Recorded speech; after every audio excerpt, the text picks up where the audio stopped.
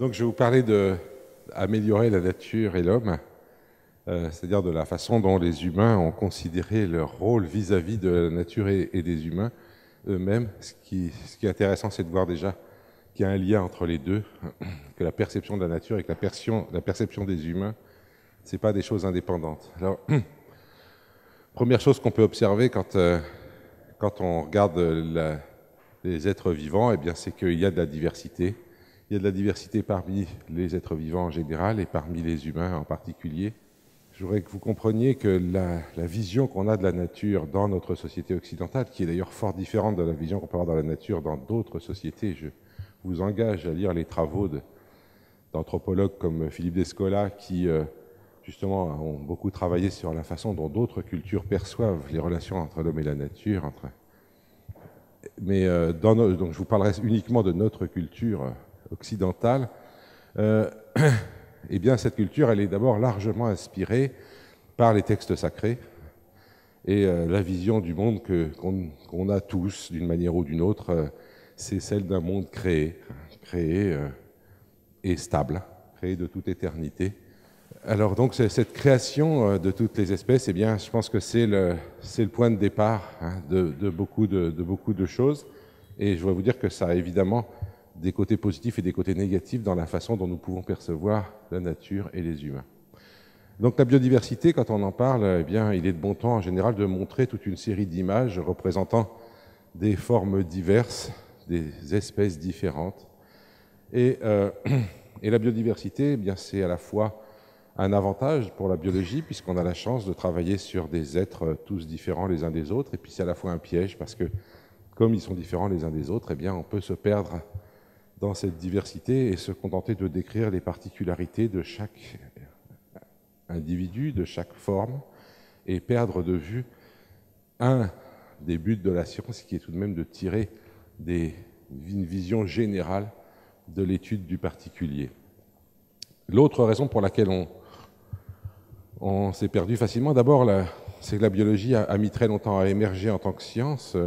L'histoire naturelle a longtemps été une collection de fables, toutes plus amusantes les unes que les autres, mais assez peu conformes à la réalité. Ici, à gauche, vous avez... Donc ça, c'est des images traitées d'un traité de zoologie du XVIIe siècle. Et à gauche, vous avez le fameux loup-garou dans les livres de botanique. Donc, vous savez que les humains se transforment en loups, certaines nuits de pleine lune, etc. Dans des livres de botanique, vous trouverez l'image d'un arbre dont les feuilles se transforment en oiseau ou en poisson selon qu'elles tombent sur la terre ou dans l'eau, etc. Au XVIIe siècle, tout pouvait se changer en tout. À la même époque, Galilée a inventé la lunette astronomique, découvrait les satellites de Jupiter, les taches solaires, calculait la vitesse de la chute d'un corps. Donc les choses étaient en train d'avancer vraiment scientifiquement dans ces domaines. Galilée, ça ne lui a pas attiré que des avantages de découvrir tout ça, et je voudrais vous montrer cette image, qui est un tableau du XIXe siècle, représentant Galilée devant ses juges. J'insiste souvent dessus parce que je pense que cette image de Galilée courageux, défendant la rationalité contre l'irrationnel, est une image forte dans l'esprit des scientifiques. Nous nous sentons investis de cette mission de défendre la rationalité face à l'irrationnel, et ça fait partie de nos missions, bien sûr. Ceci dit, ça pose un problème en termes de relation entre la science et la société, puisque, au fond, ce qu'on trouve superbe dans Galilée à cet endroit-là, c'est qu'il a osé s'opposer à la société en défendant sa science, en défendant ce qu'il pensait. Et malheureusement, il y a d'autres occasions dans lesquelles les scientifiques s'opposent à la société et ils n'ont pas toujours raison. Enfin, ça dépend de ce qu'on appelle avoir raison, au fond. Donc, je voudrais vous dire que cette image, pour moi, est forte parce que très souvent, j'ai vu dans des débats entre science et société, les scientifiques se placer dans la posture de Galilée et dire « si vous n'êtes pas d'accord avec moi, c'est parce que vous êtes irrationnel ». Quand il s'agit de la mécanique céleste, eh bien, effectivement, Galilée s'y connaît beaucoup mieux que ses juges. Quand il s'agit de savoir s'il faut développer l'énergie nucléaire, les OGM ou le transhumanisme, la question est beaucoup moins simple, puisqu'il s'agit pas seulement de réalité scientifique, mais aussi de choix de société. Et les scientifiques ne se rendent pas toujours compte du fait que ce qu'ils croient n'être que de la technique constitue parfois des choix de société, et c'est ce que je voudrais vous montrer un petit peu. XVIIe siècle, Galilée avait certes inventé la lunette astronomique, mais d'autres avaient inventé le microscope, et Van Leeuwenhoek donc, a inventé le premier microscope, qui était un peu rudimentaire, c'était celui-là, et immédiatement il a découvert ses propres spermatozoïdes grâce à ça. Et il a immédiatement, on a dessiné l'image d'un petit bonhomme contenu dans le spermatozoïde qui n'avait plus qu'à grandir dans la mer. C'est la théorie donc des animaliculistes. Hein, donc la préformation, l'être vivant est préformé ici donc chez le père. Alors cette image est évidemment totalement fausse, mais malheureusement, alors ça c'est un autre problème qu'on a en biologie, c'est que beaucoup de fables subsistent d'une manière ou d'une autre dans notre culture. Bien sûr, personne ne dessine plus ce genre de choses, mais il y a encore énormément de parents qui racontent à leurs enfants que pour faire des enfants, le papa met une petite graine dans le ventre de la maman. Vous avez sûrement déjà entendu dire ça. C'est faux, il faut arrêter de dire des choses comme ça aux enfants, vous vous rendez compte? Ça veut dire que le père produit seul l'enfant et que la mère n'est qu'un terreau plus ou moins fertile dans lequel germera la graine en question. Alors en tant que botaniste, je voudrais insister sur le fait que la graine, c'est le produit de l'activité femelle de la plante. Hein. Donc c'est absolument pas le père qui peut fabriquer une graine. Hein. Donc vous voyez, il traîne comme ça dans notre culture encore des tas de choses fausses sur ces questions. À l'époque, on pensait d'ailleurs que si la graine en question tombait dans la terre, elle germait et donnait une mandragore, un être à moitié humain, à moitié végétal. Donc vous voyez que la vision de la vie et de la diversité du vivant au XVIIe siècle était une vision très floue dans laquelle tout pouvait donner un peu tout, si vous voulez. Il va falloir attendre le XVIIIe siècle pour que les choses commencent à changer, sous l'impulsion de naturalistes qui vont se donner la peine de produire ce qu'ils vont appeler des systèmes. Alors le plus célèbre d'entre eux, c'est un Suédois, Carl Linné, qui produit un système de la nature. Et ces systèmes sont destinés à organiser la diversité du vivant. Mais donc ces systèmes, eh bien, celui de Linné avait des tas de défauts, il était trop artificiel, etc. Mais en revanche, il avait des qualités en termes d'organisation. Et aujourd'hui encore, eh bien, on garde les catégories qu'il a faites, les espèces, les genres, maintenant les familles, les ordres, les classes, et dans les espèces, des sous-espèces et des variétés. Je vous passe parce qu'il y a en plus des super-ordres, etc., etc. En fait, on a été obligé de rajouter des tas de niveaux, on verra pourquoi tout à l'heure. Linné reconnaît dans l'espèce humaine 4 variétés, qu'on appellera variété ou race, hein, et pour vous donner une idée, la 4e variété, il ne l'avait jamais rencontrée lui-même, mais il en avait entendu parler, c'est les hommes de la forêt de Bornéo. Et je ne sais pas si vous savez tous comment ça se dit, homme de la forêt, en javanais, ça se dit orang-outan. Voilà, donc c'était la 4e variété humaine, selon Linné. Hein. Et Linné va fonder la systématique sur une vision extrêmement claire de la diversité. Il explique que toutes les espèces tiennent leur origine de leur souche, en première instance de la main même du Créateur Tout-Puissant, car l'auteur de la nature, en créant les espèces, imposa à ces créatures une loi éternelle de reproduction et de multiplication dans les limites de leur propre type. Vous voyez que donc, ce que le Créateur a créé, ce sont les espèces. L'espèce est une catégorie divine. Et je voudrais vous dire que personnellement, je pense que si aujourd'hui on insiste tellement sur les espèces en biologie, c'est largement à cause de ça, c'est largement à cause de la genèse. Il n'y a plus de bonnes raisons scientifiques de se focaliser particulièrement sur les espèces dans les catégories systématiques, mais ça pose des tas de problèmes, on y reviendra. Et en plus, ces espèces, vous voyez, je vous disais qu'on était dans un monde stable, hein, elles sont dotées d'une loi éternelle de reproduction et de multiplication dans les limites de leur propre type. Donc rien ne bouge dans notre monde. Hein. C'est sur cette base-là qu'a été démarrée l'étude des êtres vivants modernes. Alors, Linné sait très bien que tous les individus ne sont pas pareils dans une espèce, mais ça, il va montrer que ça n'a aucun intérêt. Il explique qu'en fait, et dans bien des cas, le Créateur leur accorde le pouvoir de jouer avec leur aspect extérieur, mais jamais celui de passer d'une espèce dans l'autre. Donc vous voyez qu'au XVIIIe siècle, on va nier l'idée d'une métamorphose entre espèces. C'est plus les loups-garous, c'est terminé. On ne peut pas passer d'une espèce dans l'autre. Mais en revanche, il s'agit simplement de jouer avec l'aspect extérieur, d'où les 2 sortes de différences existantes entre les plantes. Bon, c'est l'introduction d'un livre de botanique, là. L'une étant la différence vraie, la diversité née de la main sage du Tout-Puissant. Ça, c'est la différence des espèces. Et l'autre, la variation de la coquille extérieure due au caprice de la nature. Ça, c'est la variation dans l'espèce. Donc, vous voyez que Linné rejette totalement comme vraie variation la variation dans l'espèce et n'accepte que la diversité des espèces comme étant la différence vraie. Voilà. C'est de ces idées-là sur ces idées-là que s'est fondée toute notre vision du monde biologique. Je vais vous le montrer. Alors évidemment, dans un cadre comme celui-là, sauver la nature, la sauvegarder, c'est très simple, on sait comment il faut faire. On met un couple de chaque espèce dans un bateau, et puis il suffit après de les ressortir quand le déluge sera passé et tout va bien. Aujourd'hui, on s'est rendu compte qu'un couple, ça ne suffisait pas, parce qu'il y avait de la consanguinité, etc. Donc les gens qui s'occupent de conservation de la biodiversité, très souvent, se sont mis à s'intéresser à la diversité dans l'espèce, non pas en tant qu'elle-même, mais en tant qu'elle est nécessaire au maintien de l'espèce. Alors qu'une vision compréhensive de la biodiversité devrait inclure aussi bien la diversité dans et entre les espèces. Oups, là, je passe là-dessus. À l'époque, on reconnaissait donc une chaîne des êtres, qui allait du non-être à l'être parfait, des minéraux à Dieu, en passant par les plantes, les animaux, les femmes, les hommes, les démons, les anges et Dieu. Et je suis content d'en voir certains sourire. En général, les gens sourient exclusivement à cause de ces deux lignes-là. Hein. Parce qu'aujourd'hui, on ne reconnaît plus la supériorité biologique de l'homme sur la femme, hein, et c'est un progrès, mais on aura fait un vrai progrès le jour où on rira aussi bien de toutes les autres catégories. Hein. Je me suis amusé une fois à enlever la ligne woman, là, et personne ne rigolait plus.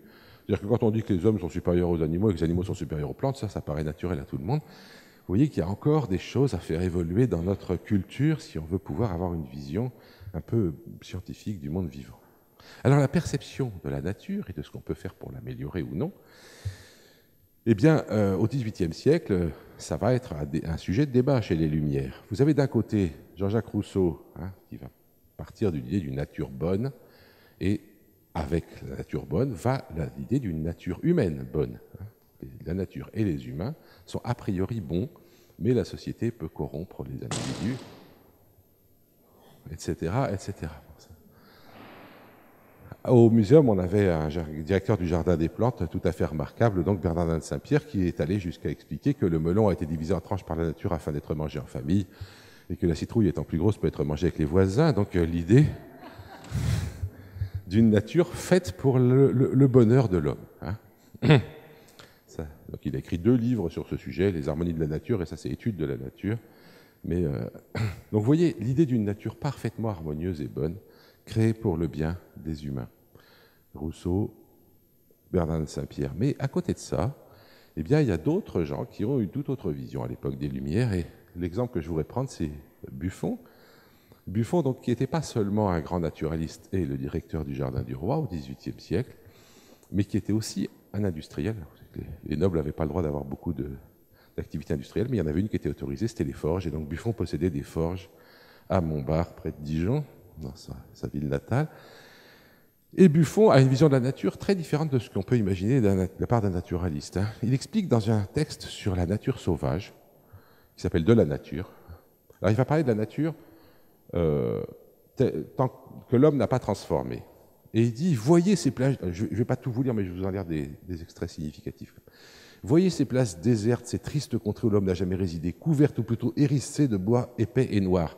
Il va nous parler du haut, du bas et du milieu. Alors en haut, donc dans toutes les parties élevées, des arbres sans écorce et sans cime, courbés, rompus, tombant de vétusté, d'autres en plus grand nombre, gisant au pied des premiers pour pourrir sur des monceaux déjà pourris, etc., etc. La nature paraît ici dans sa décrépitude. C'est qu'un espace traversé de vieux arbres chargés de plantes parasites, de lichens, d'agarics, fruits impurs de la corruption. Ça, c'est pour le haut. Le bas, dans toutes les parties basses, des eaux mortes et croupissantes, faute d'être conduites et dirigées, qui ne nourrissent que des insectes vénéneux et servent de repère aux animaux immondes. Entre les marais infects du bas et les forêts décrépites du haut, s'étendent des espèces de landes avec des mauvaises herbes qui surmontent, qui étouffent les bonnes. Ce sont des herbes dures et épineuses qui forment une bourre grossière, épaisse de plusieurs pieds. Nulle route, nulle communication. L'homme, obligé de suivre les sentiers de la bête farouche, il rebrousse chemin et il dit « La nature brute est hideuse et mourante ». C'est un industriel, certes, mais c'est Buffon quand même qui dit ça. Et l'homme dit quoi? Il dit, c'est moi seul qui peux la rendre agréable et vivante. Desséchons les marais, mettons le feu à cette bourre superflue, à ces vieilles forêts déjà demi-consommées, achevons de détruire avec le fer ce que le feu n'aura pu consumer, et qu'il n'y va pas avec le dos de la cuillère. Et bientôt, au lieu du jonc, du nénuphar, dans le crapaud composait son venin, on verra apparaître des renoncules, des troupeaux, le bœuf va sillonner la terre, qu'elle rajeunisse par la culture, une nature nouvelle va sortir de nos mains, quelle est belle cette nature cultivée.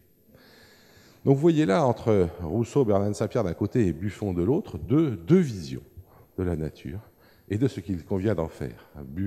Rousseau, Bernardin étant en faveur du fait de laisser la nature exprimer sa bonté, et Buffon étant dans l'idée que la nature est naturellement mauvaise et que c'est l'homme qui doit la rendre bonne.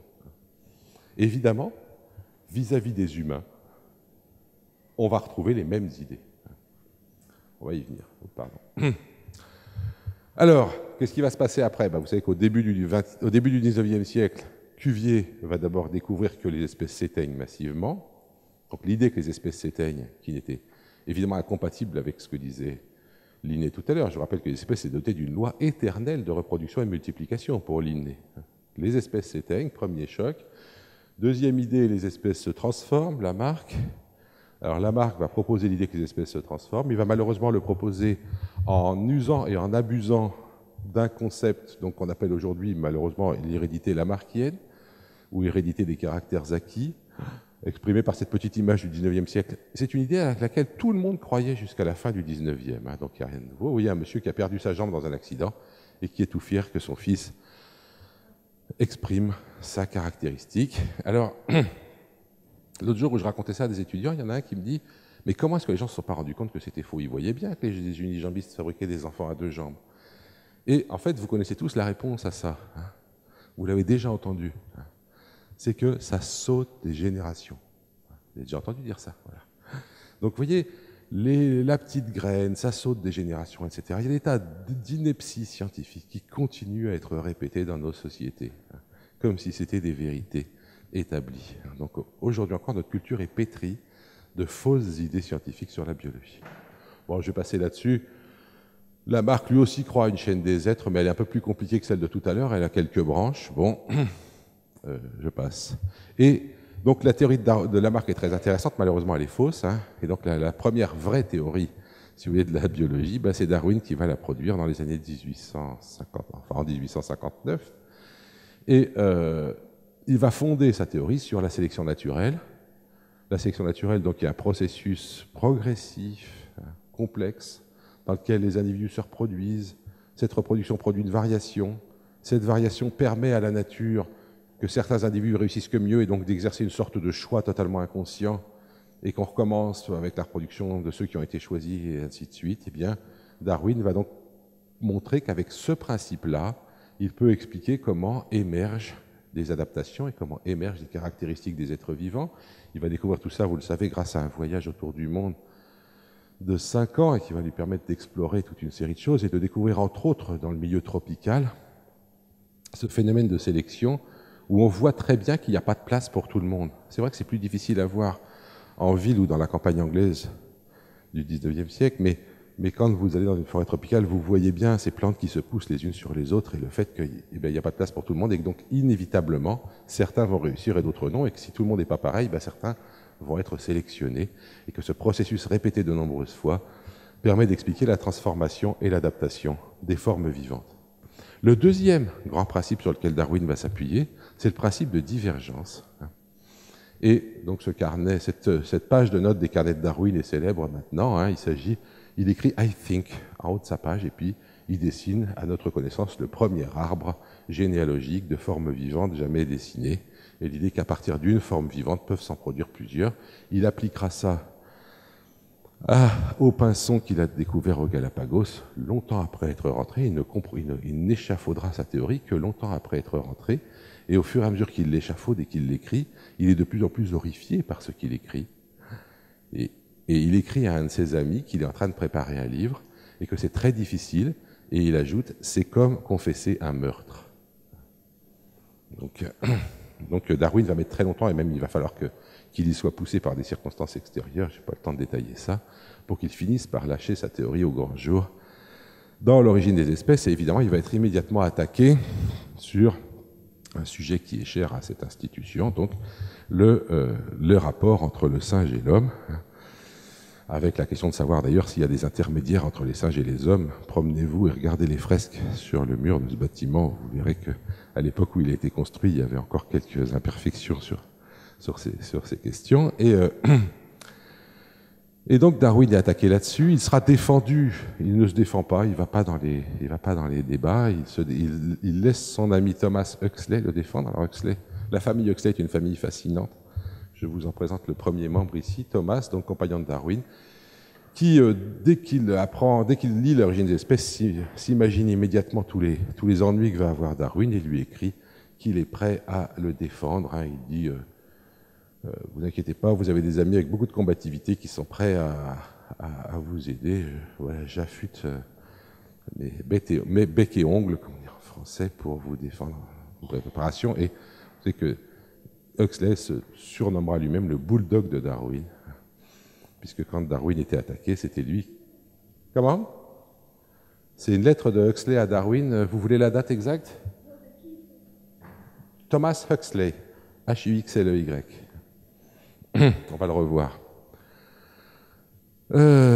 Donc ce débat, ce débat d'ailleurs, le débat, évidemment le premier débat sur le singe, va être un débat aussi autour de questions de morale, hein, et Huxley va affirmer cette phrase extrêmement importante: la nature n'est ni morale ni immorale, la nature est non morale ou amorale. Évidemment, c'est une rupture terrible avec le passé, puisque d'ailleurs Darwin avait commencé par étudier la théologie naturelle. L'idée était que si vous vouliez connaître la volonté divine, vous pouviez soit lire les livres des Écritures révélées, et donc la Bible ou d'autres selon votre religion, mais vous pouviez aussi lire le grand livre de la nature qui, étant créé par le Créateur, vous donnait ses volontés. L'idée que la nature ne contient plus de morale est une idée absolument révolutionnaire à l'époque, et d'ailleurs toujours très difficile à avaler. On pourra y revenir. La tentation de dire que parce que quelque chose est naturel, c'est bien, reste une tentation très forte, y compris dans nos sociétés. Et un des exemples que je voudrais vous donner à ce sujet-là, c'est la position qu'a pris Jean-Paul II sur la question de l'évolution. Jean-Paul II, c'est drôle parce que quand il a écrit ce texte, on a immédiatement vu les journaux titrer « Le pape reconnaît Darwin ». Alors, il faut savoir que c'était totalement faux. Hein. Le pape a dit cette phrase très forte: il faut, donc, de nouvelles connaissances conduisent à reconnaître dans la théorie de l'évolution plus qu'une hypothèse. Il en est remarquable que cette théorie soit progressivement imposée à l'esprit des chercheurs à la suite d'une série de découvertes faites dans diverses disciplines du savoir. La convergence, nullement recherchée ou provoquée, des résultats de travaux menés indépendamment les uns des autres constitue par elle-même un argument significatif en faveur de cette théorie. On dirait qu'il reconnaît Darwin, hein, mais après, il dit il y a plein de théories explicatives. Hein. En fait, il dit il n'y en a pas une, il y en a plusieurs. Et en conséquence, les théories de l'évolution, qui en fonction des philosophies qui les inspirent, considèrent l'esprit comme émergeant des forces de la matière vivante, ou comme un simple épiphénomène de cette matière, sont incompatibles avec la vérité de l'homme.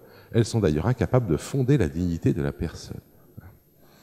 Donc, or, Darwin faisait très clairement émerger la vie de la matière, faisait très clairement émerger la conscience de l'évolution, et donc Darwin est condamné dans cette partie-là du texte publié par Jean-Paul II.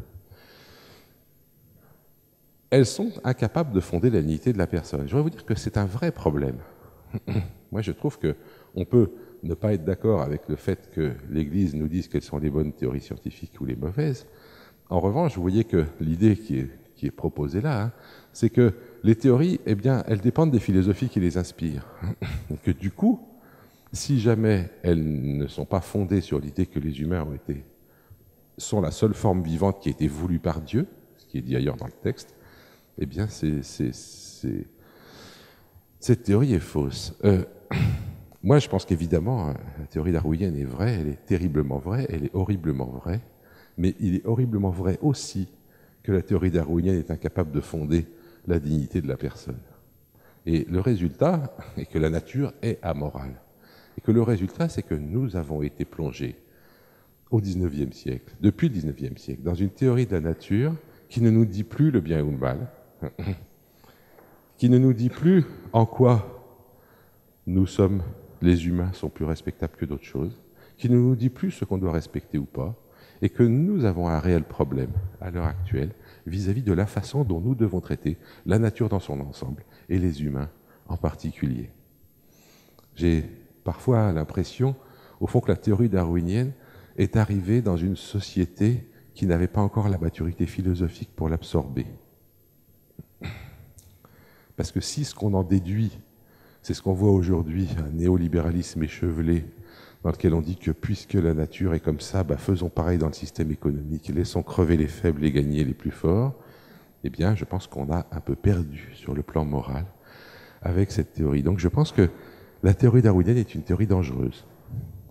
Elle est vraie, mais elle est dangereuse. Et que la difficulté, donc, du coup, de réfléchir à la façon dont nous jugeons de nos actions sur la nature et l'homme, eh bien, devient purement philosophique ou théologique. Et que la nature n'a plus rien à nous dire dessus, et c'est une grosse difficulté. Alors comment ça s'est passé vis-à-vis de ça?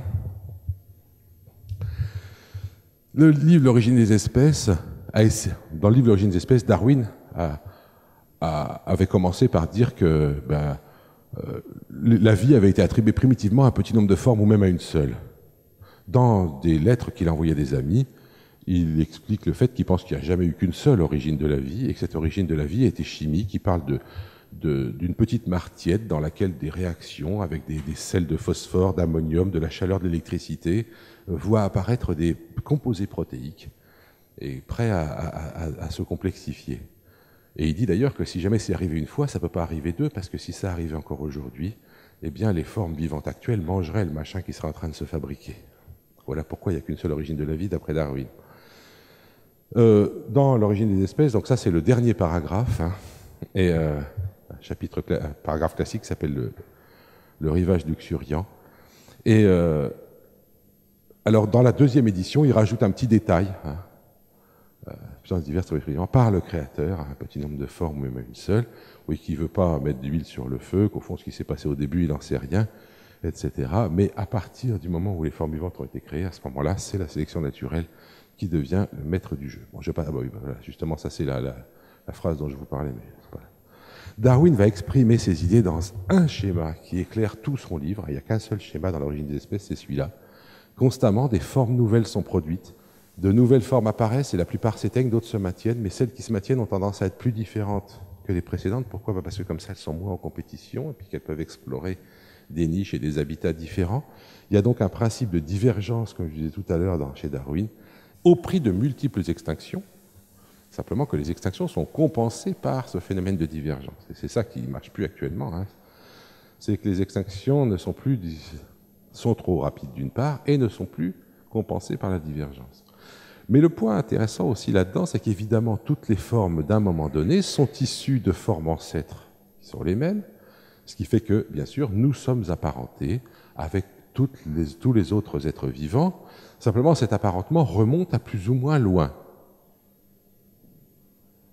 Je pense que ça, c'est essentiel. Donc, il n'y a pas... Les espèces actuelles sont toutes au même niveau dans le schéma de Darwin, mais certaines sont plus proches que d'autres. Alors, à partir d'un certain degré de divergence, on va les appeler des espèces. Mais en fait, on s'en fout un peu, vous voyez. Quand elles commencent à diverger, on les appelle des variétés. Quand elles divergent un peu plus, on les appelle des sous-espèces. Encore un peu plus des espèces, encore un peu plus des genres, encore plus des familles. En fait, le niveau de l'espèce n'est qu'un niveau dans ce processus graduel de divergence.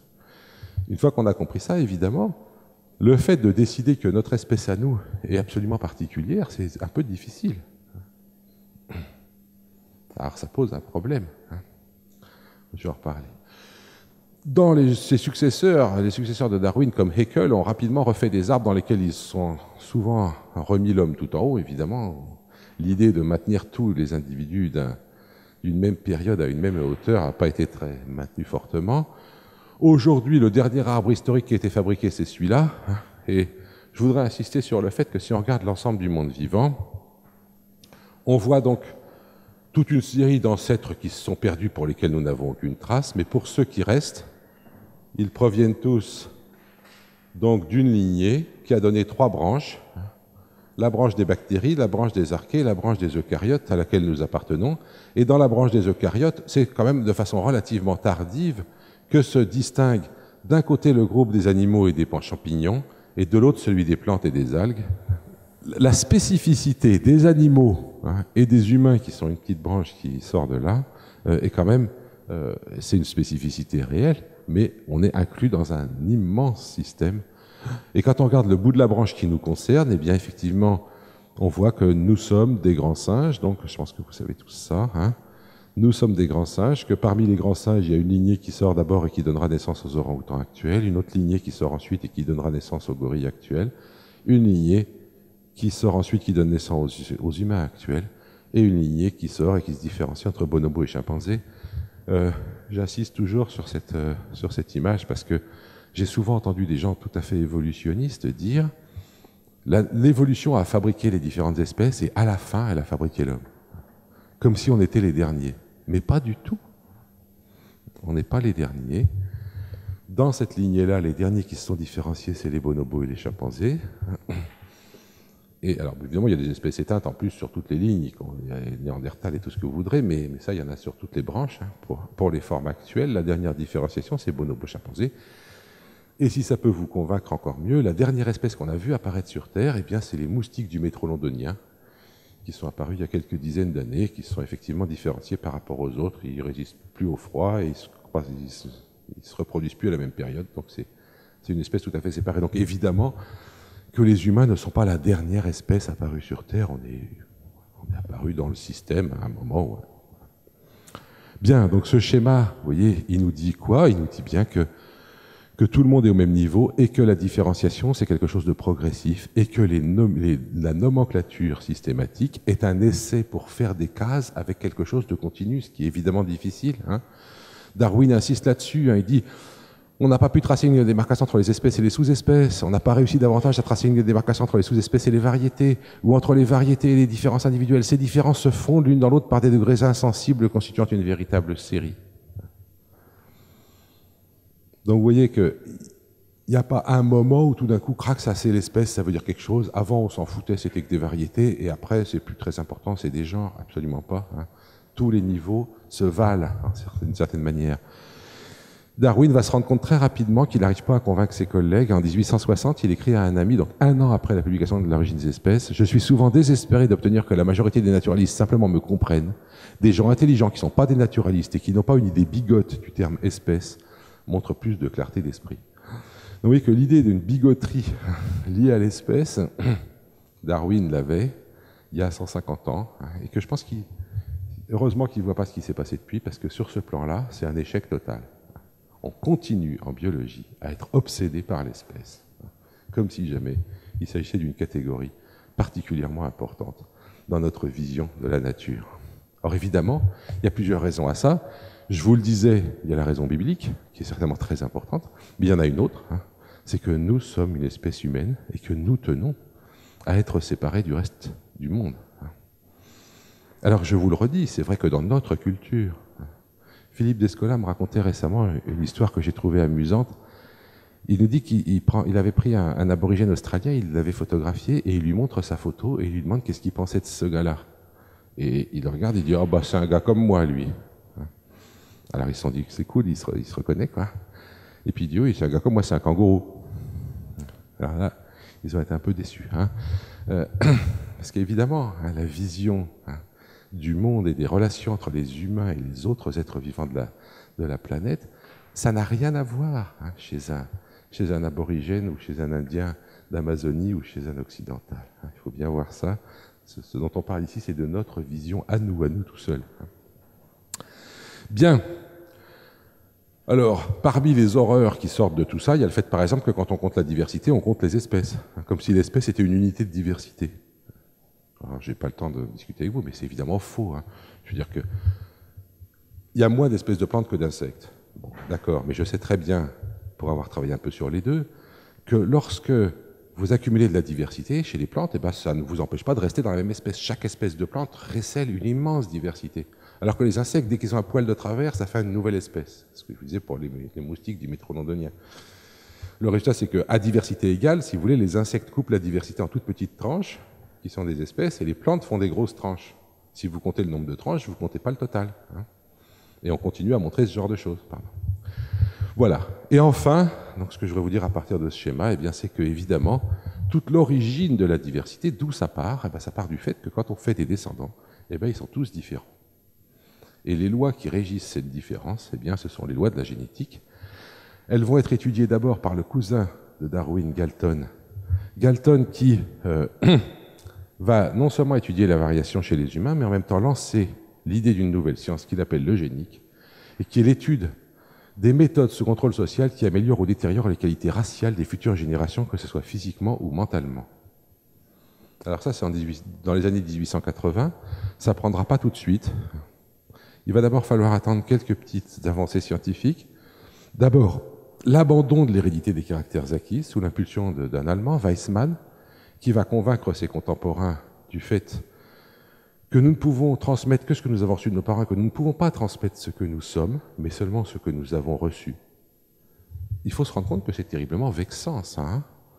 Lorsque je fais un descendant, j'aimerais lui donner un peu tout ce que je suis. Hein. Or, je n'ai le droit de lui donner que ce que j'ai reçu de mes parents. D'une certaine façon, sur le plan de l'hérédité, à partir de Weissmann, les individus apparaissent comme des tuyaux amorphes transmettant l'hérédité d'une génération à la suivante sans la produire. Évidemment, ça va très très mal prendre dans certaines sociétés, comme la société française. Imaginez, en plus, c'était un Allemand qui proposait ça à la fin du XIXe siècle. Ce n'était pas un truc pour faire accepter ça aux Français. Hein, les Français vont rester lamarckiens jusqu'aux années 1950, en gros. Et de grands paléoanthropologues ont encore affirmé leur adhésion à Lamarck il n'y a pas longtemps. Donc, en tout cas, Weissmann va, en 1883, commencer à convaincre ses contemporains de l'inexistence de l'hérédité des caractères acquis. En plus, on va découvrir les lois de Mendel qui montrent que non seulement on transmet que ce qu'on a reçu, mais en plus on en transmet que la moitié. Donc vous voyez, quelque chose de très décevant sur le plan héréditaire. La biologie va nous présenter une hérédité totalement amnésique, qui oublie ce qu'on a fait pendant sa vie, qui oublie la moitié de ce qu'on a reçu de ses parents, etc. Bon. Et va naître donc une nouvelle science, la génétique. La génétique née en 1906. Il faut que vous vous rendiez compte quand même que c'est une science qui n'a qu'un siècle, hein, c'est pas beaucoup, ça il faut. Quand je vous dis que 150 ans après Darwin, on n'a toujours pas compris ce qu'il avait dit sur le fait que l'espèce n'était pas au centre du système, ben, une science qui a que 100 ans, c'est une science dont on n'a pas compris plein de choses, hein, c'est clair, sur le plan philosophique. On va relier la systématique et la génétique. Je n'ai pas le temps de vous expliciter beaucoup ce schéma, mais vous voyez, ça c'est aussi un arbre historique des années 1970. Alors, il est historique d'ailleurs, j'aurais dû vous faire remarquer, à cette époque-là, on ne faisait pas encore attention, on mettait l'homme en haut. Ça a l'air de rien, mais vous voyez, il est en haut. Puis c'est un homme. Parce que je reviens quand même sur l'image de tout à l'heure pour que vous voyez comment ça a changé. Maintenant, on ne met plus des mâles, et on ne met plus les humains en haut, ni au bout à droite, ni etc. On fait très attention à ça. Bref, alors qu'est-ce qu'on a découvert là? Ça, c'est des différences génétiques. C'est les différences sur un gène, le gène d'hémoglobine, entre les différentes formes qui sont ici.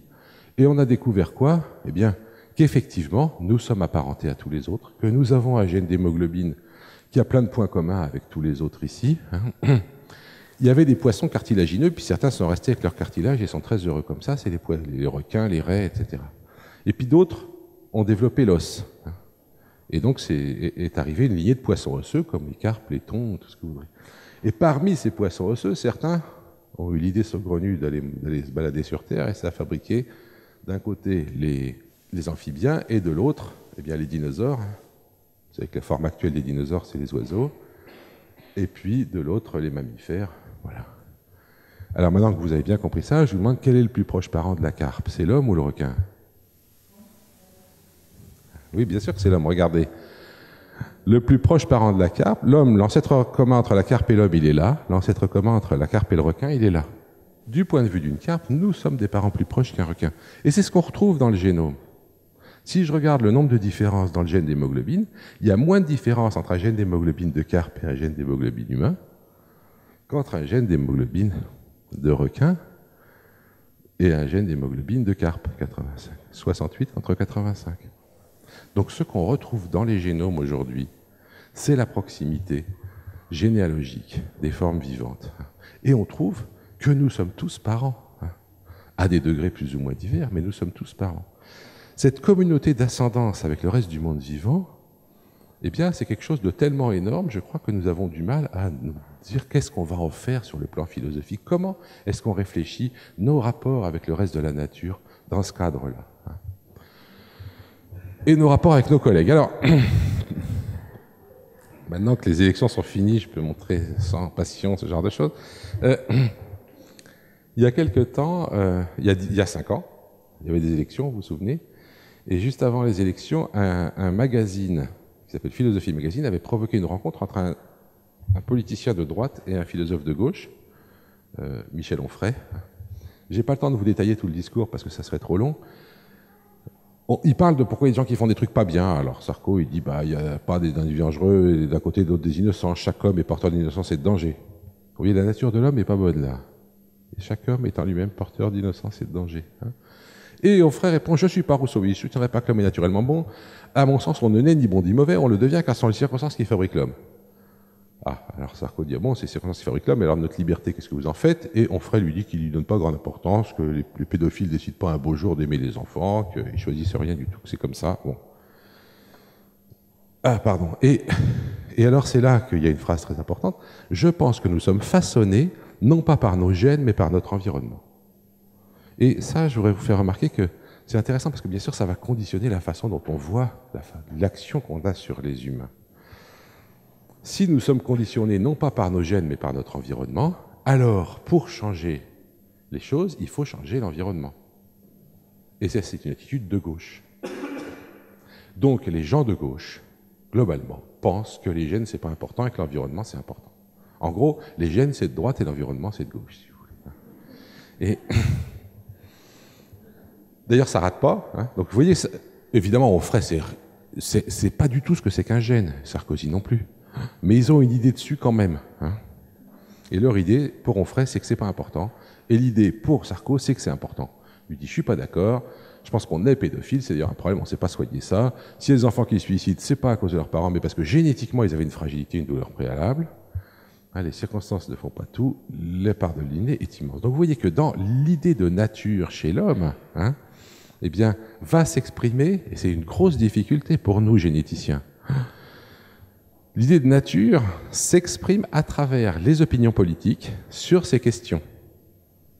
Et évidemment, moi, ça m'a toujours stressé. Parce que quand je fais une manip, je ne sais jamais à l'avance si je vais trouver un résultat de gauche ou de droite, vous voyez. Et avec qui je vais être obligé de me fâcher pour expliquer ce que je trouve. Donc, je voudrais vous dire que, évidemment, nous sommes tous faits de gènes et d'environnement. Il n'y a rien qui ne soit pas du tout dû aux gènes et rien qui ne soit pas du tout dû à l'environnement. Les gens me disent, oui, mais enfin, mes pensées, elles n'ont rien à voir avec mes gènes. Je leur dis, mais si tu étais un chien, tu n'aurais pas les mêmes pensées. Quelle est la différence entre un chien et toi? Tu es sûr que ce n'est pas les gènes, d'abord? Évidemment que tout ce que nous faisons, tout ce que nous pensons, tout ce que nous sommes, provient de l'interaction entre nos gènes et notre environnement. Et qu'évidemment, en modifiant nos gènes ou en modifiant notre environnement, on peut modifier plein de choses. Il n'y a qu'à voir d'ailleurs le fait que rajouter un petit chromosome 21 en plus, la trisomie 21, ça change pas mal de choses dans le comportement quand même, etc. Donc évidemment qu'il y a des tas de choses qui sont modifiables aussi bien par les gènes que par l'environnement. Mais quand on dit modifiable par les gènes, ça veut dire que si je change un gène, je vais changer quelque chose, mais si je change l'environnement aussi, je vais changer quelque chose. C'est-à-dire que le fait qu'il y ait des gènes qui favorisent le fait d'être, je ne sais pas moi, peut-être de se suicider, peut-être que ça existe, mais ces gènes-là, dans certains environnements, vont donner ce résultat-là, et dans d'autres environnements, vont en donner un autre. Je voudrais que ça soit bien clair. Dire qu'il y a des gènes qui favorisent le fait d'être obèse, ça maintenant on en connaît. Ça ne veut pas dire que si vous avez ce gène-là, vous êtes obèse. Les arrière-grands-parents des gens obèses d'aujourd'hui étaient en général pas obèses. Donc dans l'environnement de l'époque, ces gènes-là n'avaient pas cet effet-là. Si tout le monde comprenait ça, on arrêterait de nous embêter avec le fait que les gènes sont de droite et l'environnement est de gauche. Parce que si jamais tout le monde avait compris ça, les gens de gauche comprendraient que même si il y a des gènes qui jouent sur les comportements, en changeant la société, on peut changer les choses, et on peut changer la façon dont ces gènes s'expriment. Et si jamais les gens de droite avaient compris ça, eh bien, ils ne penseraient pas que parce qu'ils croient que les gènes sont là, il faut immédiatement repérer très jeunes les enfants anormaux et les foutre dans des sortes de prisons dans lesquelles on s'en débarrassera parce qu'il n'y a rien d'autre à en faire puisque c'est génétique.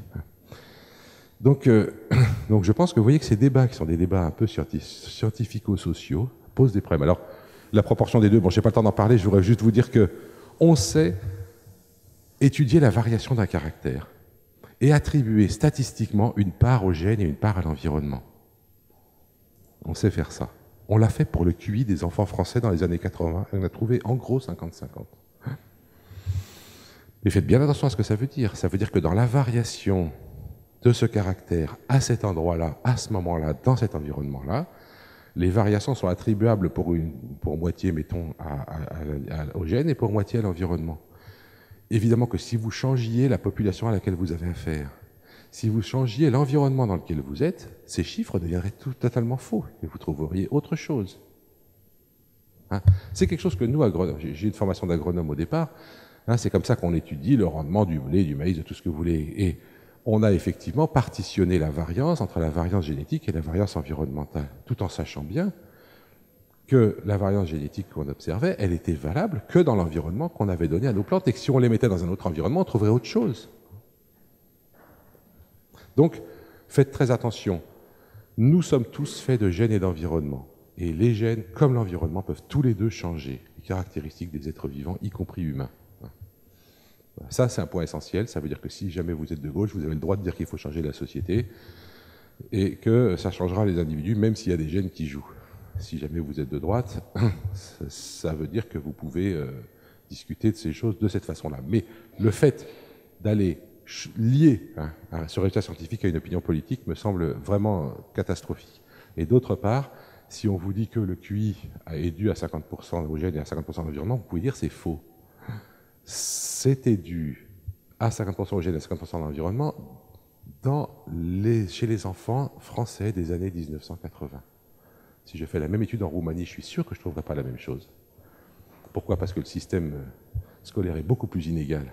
Et du coup, je vais trouver une variance d'environnement beaucoup plus grande et du coup, je trouverai un effet des gènes beaucoup plus faible.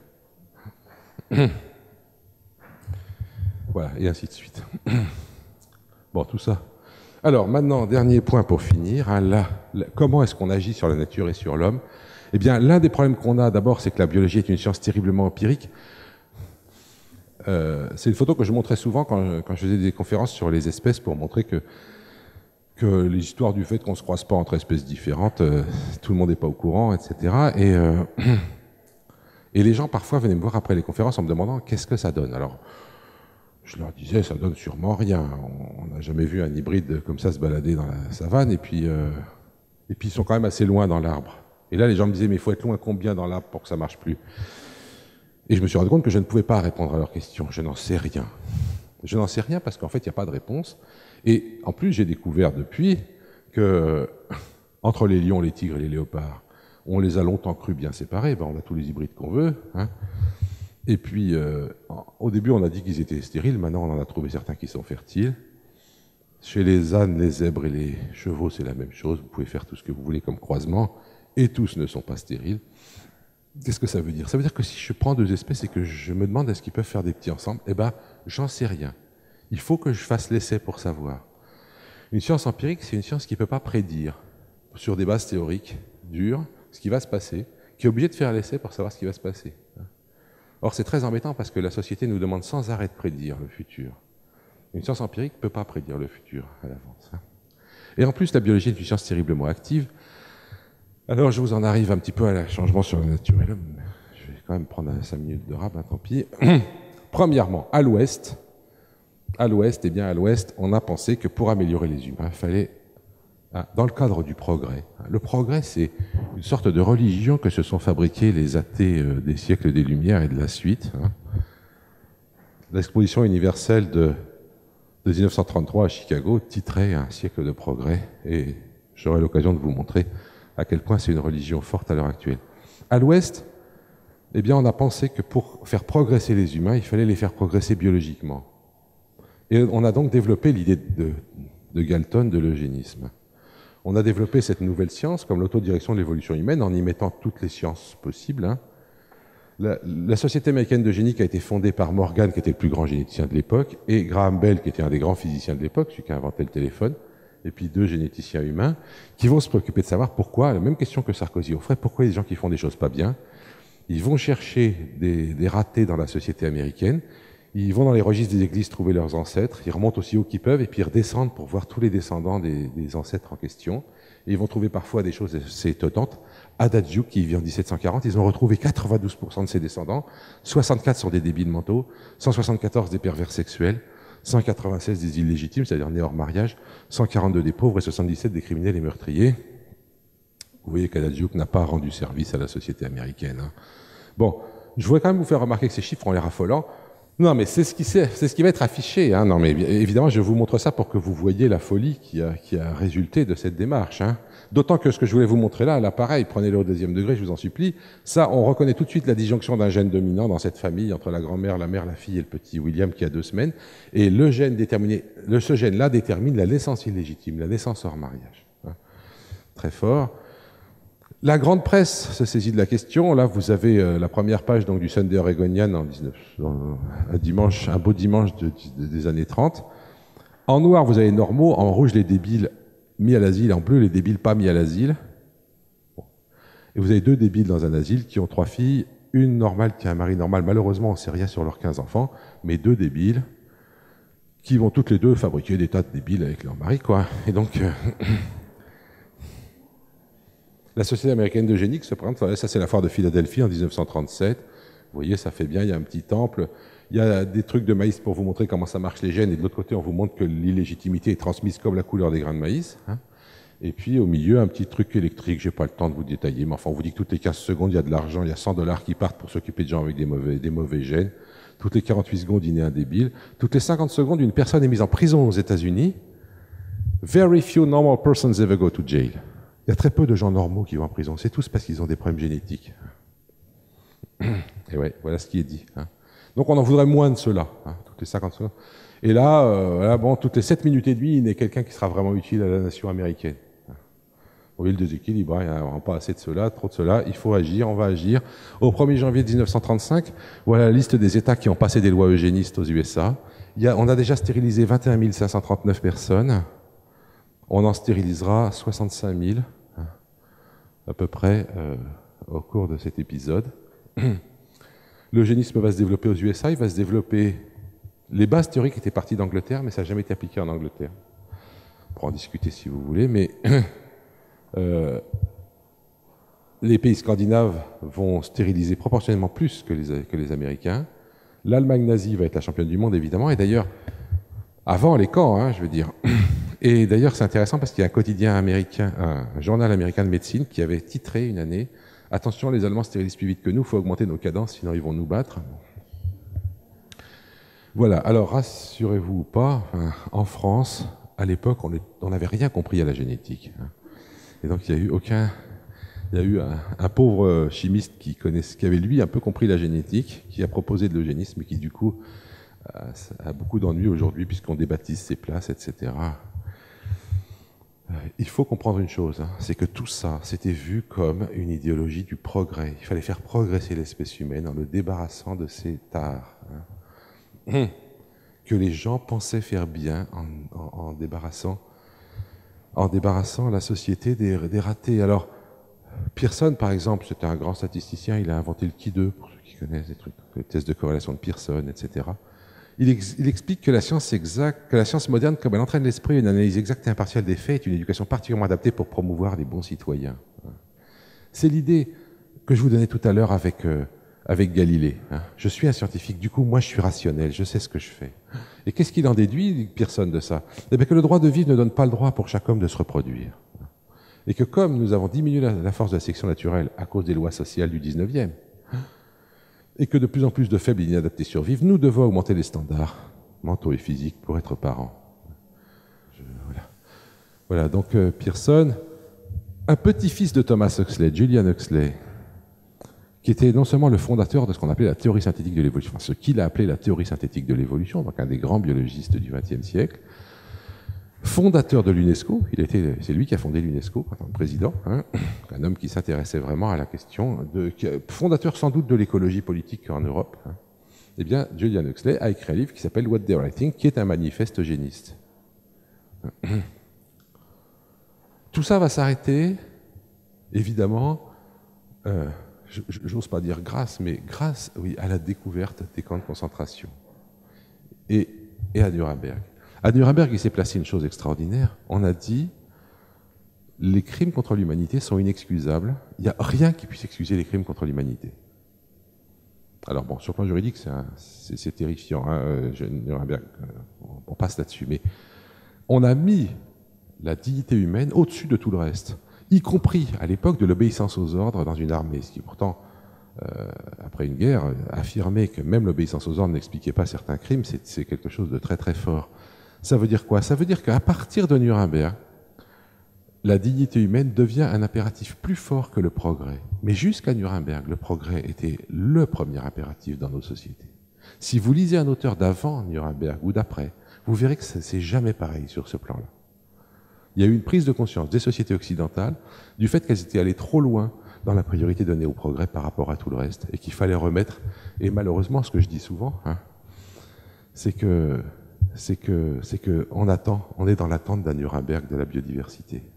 Quand est-ce qu'on demandera un respect des autres formes que les formes humaines par la société humaine? Quand est-ce qu'on créera le concept de crime contre la nature?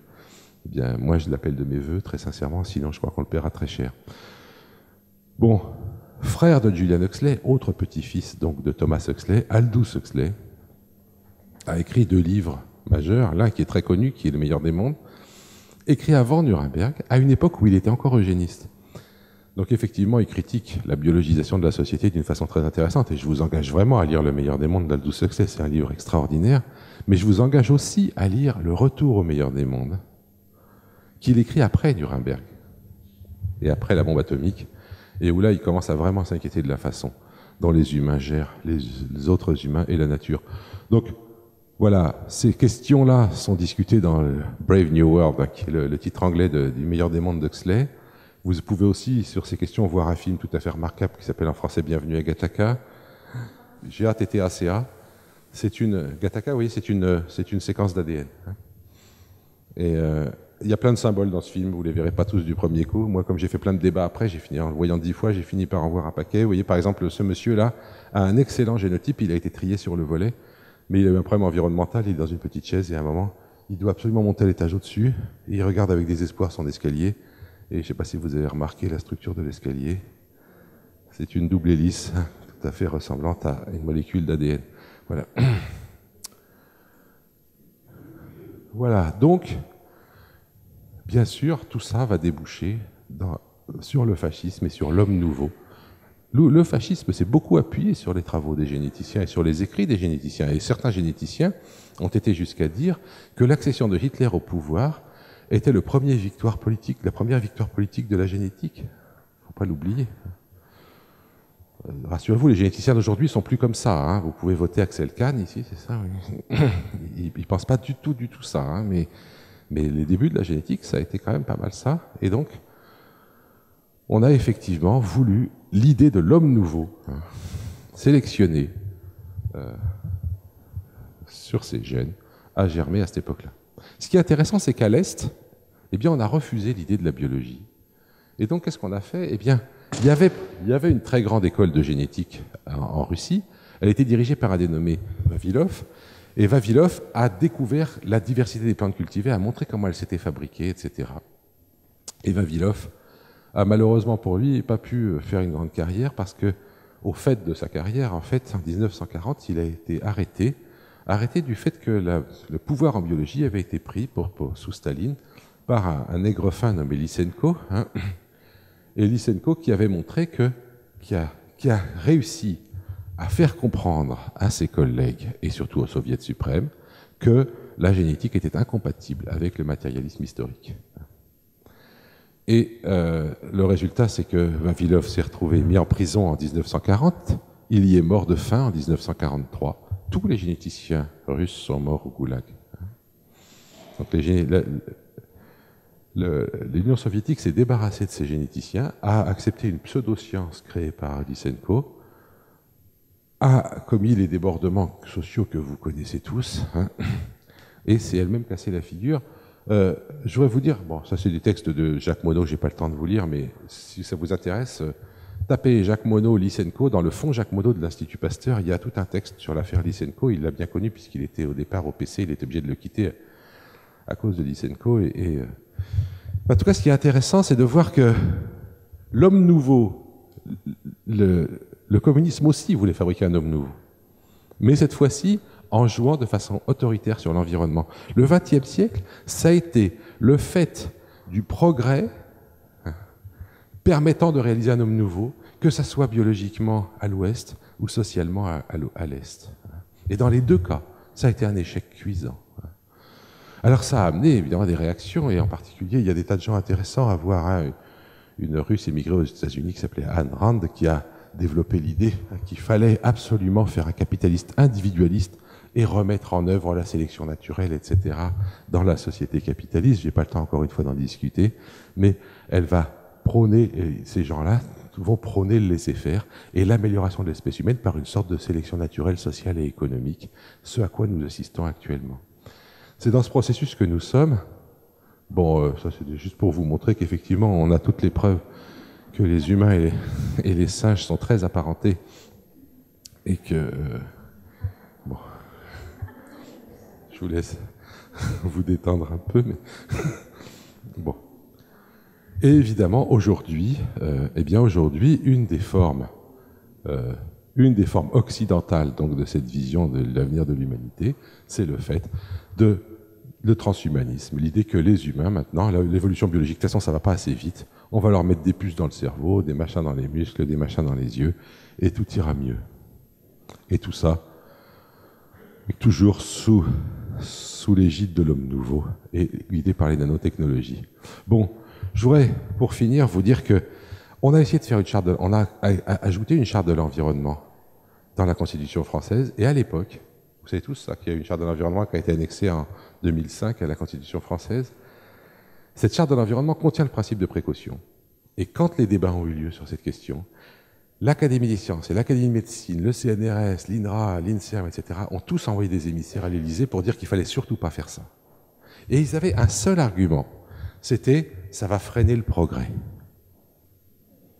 L'idée qu'il ne faut pas freiner le progrès, à aucun prix, eh bien, tout compte fait, pour les humains, d'accord, ok, on peut freiner le progrès si ça attente à la dignité humaine, c'est Nuremberg. Mais pour le reste, alors rien ne doit être sacrifié au progrès. Rien ne doit permettre de ralentir le progrès. Tout doit être sacrifié au progrès.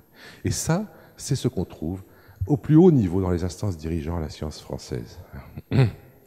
Et alors, évidemment, il y a des spécialistes, si vous voulez. Quand on est à l'Académie des sciences et qu'on parle de ces questions aujourd'hui, on a l'impression d'être devant un groupe d'intégristes, je vous garantis, d'intégristes d'une religion, la religion du progrès. L'un des exemples les plus remarquables sur ce plan-là, je vais être obligé de vous le faire en 2 minutes, mais c'est le développement des OGM. Les OGM, c'est des plantes. Alors ça, c'est un site Monsanto. Il y a un type qui est... Oui, il est heureux, cet agriculteur, ça se voit tout de suite. Il est heureux parce qu'il cultive des maïs Monsanto et que du coup, ça règle tous ses problèmes. Bon, il ne faut pas oublier que Monsanto, c'est d'abord une société qui est une société lourdement criminelle. Si jamais il y avait un vrai droit sur les personnes morales, elle aurait été condamnée à mort depuis belle lurette. Leur spécialité, c'est de produire des produits chimiques qui tuent les plantes. Et la première chose qu'ils ont faite, c'était de produire un truc à base de dioxine qui s'appelait l'agent orange, et qu'ils ont vendu à l'armée américaine pendant la guerre du Vietnam. Et ça, c'est les avions donc américains qui sont au-dessus des champs vietnamiens en train de répandre de l'agent orange sur les champs de façon à ce que les plantes meurent et à ce que les Vietnamiens affamés ne se rendent. Non seulement donc ça a tué les plantes, mais ce qui est terrible, c'est qu'on savait très bien ce que ça allait donner sur les enfants qui allaient naître après ça. Et aujourd'hui encore, la rémanence de ce produit est telle que des tas de naissances continuent à se produire avec ce genre de malformation à la suite de l'épandage. 0 condamnation de Monsanto. Monsanto a toujours eu un représentant à la Maison-Blanche, et c'est toujours le cas quand l'actuel président des USA a été élu. J'ai été regarder vite dans son staff, j'ai vu qu'il y avait le mec de chez Monsanto, j'ai dit bon, c'est bon, ça ne va pas s'arranger. Donc ça, c'est un premier point. Deuxième point, j'ai pas le temps de vous discuter avec vous de tout ce qui se raconte là-dessus, qui est faux, etc. Il y a des risques qu'on ne connaît pas, mais à la limite, je m'en fous qu'on prenne des risques, au fond. La première chose à dire, c'est que nous sommes dans une science qui n'est pas prédictive. Je vous l'ai montré avec le coup des hybrides. Savoir ce que va faire un gène étranger dans une plante, en fait, on ne le sait pas. Bon, c'est pas parce qu'on ne le sait pas qu'il ne faut rien faire, mais ça veut dire juste qu'il faut arrêter d'affirmer qu'on sait qu'il n'y a pas de problème. Mais en fait, il y a des problèmes, il y en a. Moi, j'ai travaillé sur la dispersion des gènes. Vous voyez, ça, c'est des maïs à grains bleus, et grâce à ça, on peut voir à quelle distance se balade le pollen. Et ça, le pollen, il fait des centaines de mètres, voire des kilomètres autour des champs. Pas beaucoup, mais il y en a toujours un peu. Pourquoi c'est important ? Eh bien, c'est important, j'ai fini par m'en rendre compte, quand je me suis rendu compte que, tout compte fait, l'usine Monsanto réduisait sa taille. En fait, la recherche en chimie chez Monsanto, c'est devenu presque rien. Ils font presque plus que des plantes transgéniques. C'est fou parce que un produit chimique comme le Roundup, ça rapporte un fric fou. Alors qu'une variété de plantes transgéniques, ça ne rapporte pas grand-chose, même si vous en vendez beaucoup. Alors pourquoi ils ont fait ça? J'ai fini par le comprendre. Quand ils ont fait un procès à ce monsieur, je vais finir là-dessus parce que ça c'est une chose extraordinaire, ce monsieur ressemait ses plantes de colza tous les ans. Il récoltait ses graines, il les ressemait. Il ne voulait pas acheter les colza Monsanto. Alors que tous ses voisins achetaient du colza Monsanto. Mais lui, il ne voulait pas. Évidemment, lui et Monsanto savaient très bien ce qui se passait. Tous les ans, les pollens des voisins tombaient sur ces plantes. Mais le truc, c'est que les plantes Monsanto, elles sont transgéniques. Et l'avantage d'avoir un transgène dans une plante, c'est que ça résiste au Roundup, etc. Mais ça, tout compte fait, ce n'est pas le principal. Le principal, c'est qu'un transgène dans une plante, il est toujours breveté. Absolument toujours. Donc, dans les graines que récoltait M. Schmeisser et qu'il ressemait, il y avait des gènes brevetés. Monsanto est venu prélever ces graines, les a analysées, a montré qu'il y avait des gènes brevetés à l'intérieur. Ils ont demandé 400 000 $ de dommages et intérêts et l'interdiction pour M. Schmeisser de semer ses semences. C'est allé jusqu'au conseil, je sais plus comment ça s'appelle, Conseil d'État canadien, qui a dispensé des 400 000 $, mais le point essentiel, c'est qu'effectivement, il n'a plus le droit de semer ses semences. Ça veut donc dire que si vous laissez cultiver des plantes transgéniques avec des gènes brevetés à l'intérieur, eh bien, ces gènes vont aller chez les voisins et que les voisins n'auront plus le droit de semer leurs semences. Donc, en fait, en brevetant des gènes et en produisant des OGM, vous vous appropriez toutes les ressources génétiques de la planète grâce au fait que le pollen se promène. Et ça, c'est très important. Le résultat, c'est que la diversité des plantes cultivées est en train de s'effondrer à une vitesse folle. Alors évidemment, à chaque fois qu'ils mettent un gène différent dans une plante, ils lui donnent un nouveau nom de variété. Grâce à quoi ils disent, regardez, il y a des centaines de variétés cultivées, il y a plein de variations. C'est pas vrai du tout, il y a plein de centaines de variétés, mais c'est les mêmes à un gène près. Je passe là-dessus. Il n'y a plus de variations sur les plantes cultivées, vous inquiétez pas, on a la solution. On va tout mettre dans un grand frigo souterrain en Norvège, au Svalbard. Vous avez entendu parler de ça, non? Un grand frigo souterrain, une arche de Noé. Une arche de Noé qui va vous permettre de conserver toutes les graines de la planète au froid. Bon, elles vont mourir dans le frigo. Mais n'empêche, on aura l'ADN. Tout va bien, on risque plus rien. Hein, tout est à l'abri. Vous voyez, c'est un très grand truc dans le permafrost. Bon, c'est des copains d'Allègre qui font ça. Ils ne sont pas au courant non plus que ça risque de se réchauffer à cet endroit-là. Mais bon, c'est un autre problème. De toute façon, vous voyez, ce qu'on est en train de faire, c'est extraordinaire. On a fabriqué une diversité incroyable de plantes cultivées à la surface de la planète grâce à l'action des agriculteurs qui ont ressemé leurs semences chaque année. Des entreprises s'approprient tout ça grâce aux brevets, détruisent toute la diversité et la mettent au frigo sous forme de banque d'ADN. Et comme ça, ils pourront, eux, aller la rechercher si un jour il y en a besoin, sachant qu'actuellement, ils ne sauraient pas le faire. Donc il faut quand même qu'ils fassent des progrès encore pour être capables de faire ça.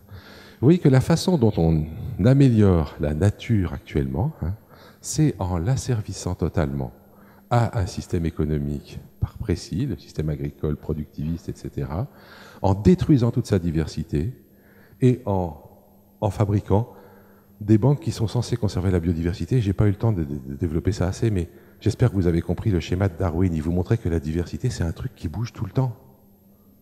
Ce n'est pas un truc qui se met au frigo.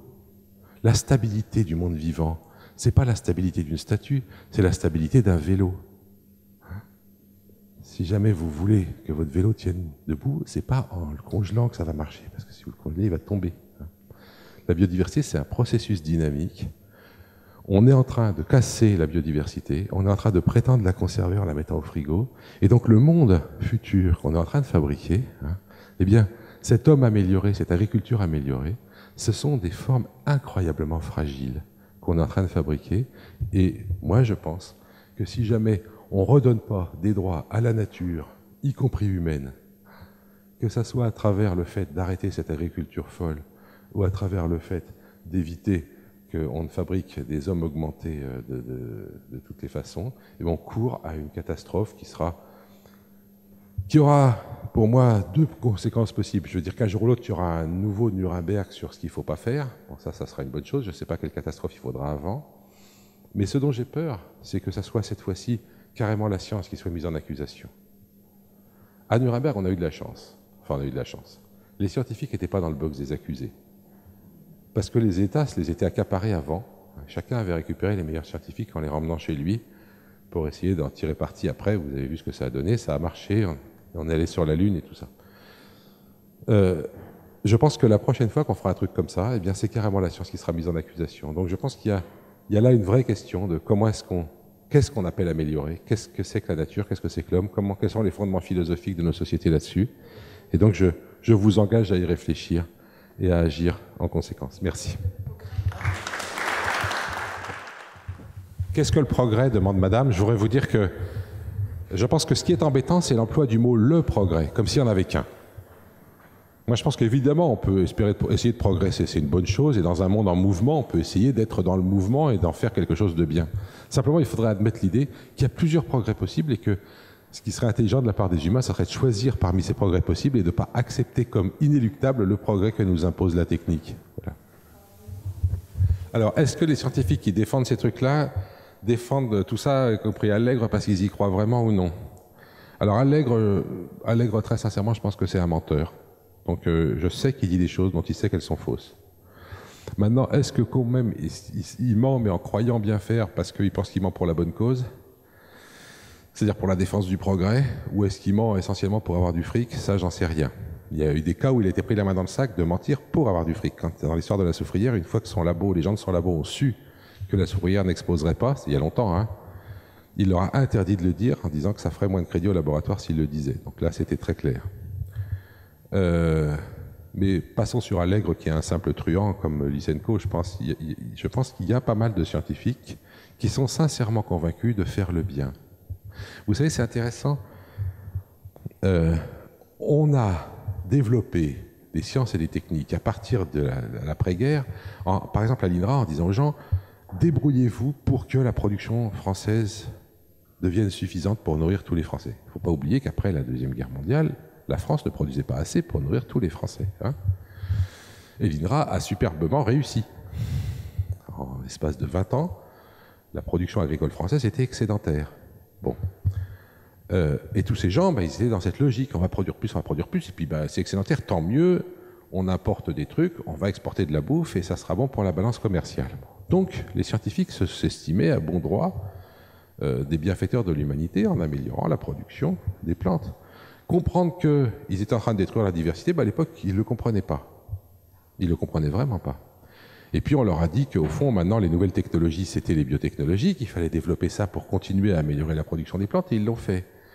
Et là, tout d'un coup, il y a des gens qui viennent leur dire « Non, non, ça, c'est pas bien du tout ce que vous faites. Ça fait 40 ans qu'ils font ça. Moi, j'appelle ça le syndrome du pont de la rivière Kwai. » Vous connaissez peut-être pas tous ce film, mais dans ce film, il y a des prisonniers anglais qui concluent un marché avec leur geôlier asiatique et qui vont faire un pont en échange du fait d'être bien traités. Et après, le commandement allié vient faire sauter le pont et les Anglais sont tellement fiers de leur pont qu'ils ont beau savoir que c'est leurs ennemis que ça sert, ils vont pas pouvoir le laisser exploser, quoi. Donc évidemment, vous dites, et ça, le pont de rivière Kwai, ça dure 1 an. Vous avez des types qui font la même recherche pour faire des biotech depuis 40 ans et tout d'un coup, on vient leur dire c'est pas bien. Vous imaginez le choc que ça fait? Alors évidemment, quand même, ils n'étaient pas tout à fait à l'aise, parce que quand ils disaient « ouais, on fait des biotechnologies », on disait « ouais, tu vas nourrir les Monsanto et compagnie, c'est pas génial ta recherche ». Mais les boîtes de biotech ont embauché des boîtes de com pour trouver des slogans. Ils en ont trouvé un génial.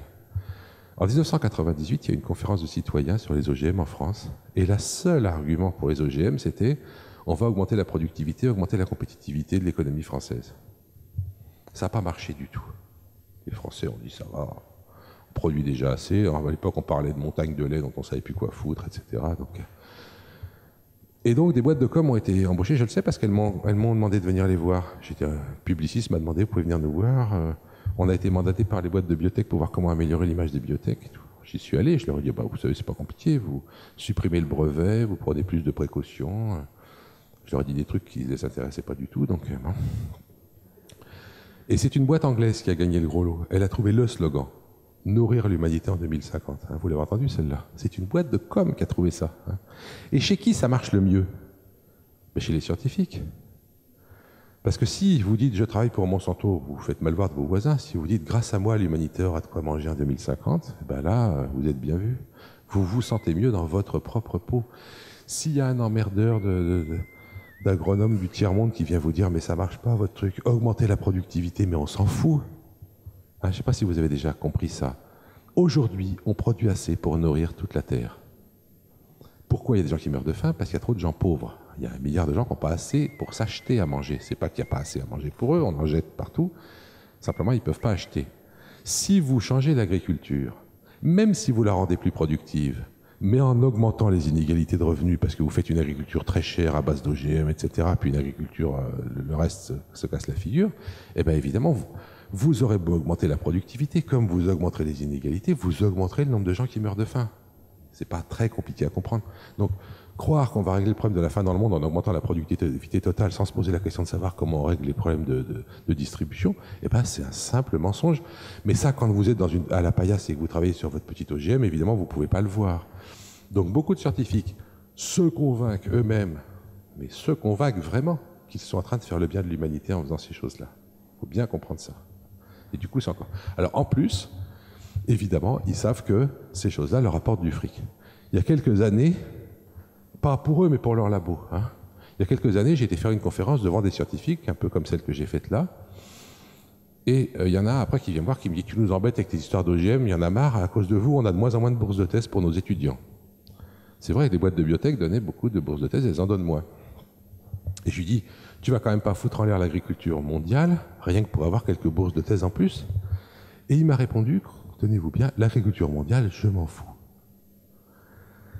C'est pas, si j'avais creusé un peu, évidemment qu'il s'en foutait pas qu'il y a 1 milliard de gens qui meurent de faim, mais c'était pas son problème. Lui, il avait un problème, c'est d'avoir des bourses de thèse. Et la liaison entre les deux lui apparaissait pas. Et c'est vrai qu'elle n'apparaît pas au niveau individuel, au fond. C'est pas parce que lui aurait quelques bourses de thèse de plus que ça ferait qu'il y ait plus de gens qui meurent de faim.